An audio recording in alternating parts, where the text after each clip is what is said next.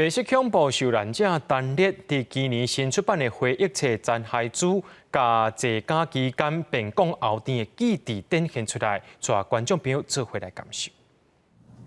互人惊吓，就是极权统治的重要基础。政治受难者兼散文作家陈列今年新出版回忆册《残骸书》，记录伊坐监期间的见闻。伊讲回忆是伤人的。所谓的回忆是很伤人的。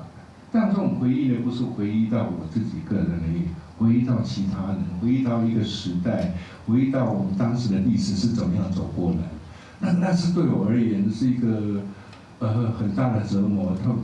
陈列表示，会将册名号做残骸，是因为受难记忆藏伫心内上久，对唔敢讲，到唔知要安怎讲，迄款心境的变化，渐渐互记忆变做破碎。想要转做文字写落来，煞忽然间三无踪。国家文化艺术基金会董事长向阳认为，残骸书详细讲到家家的环境甲受刑的情形，望现代人有警觉。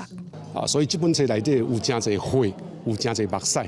我认为咱伫这个21世纪的今仔日，搁定回头去看20世纪的白色恐怖，会当互咱一寡警觉。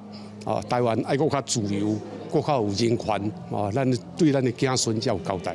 记录白色恐怖的残骸书封面特别用白纸设计，而且册内无分章节甲目录，望读者对陈列甲当期受难者感受迄款破碎的生活记忆。记者麦尚英、曾俊佑台北报道。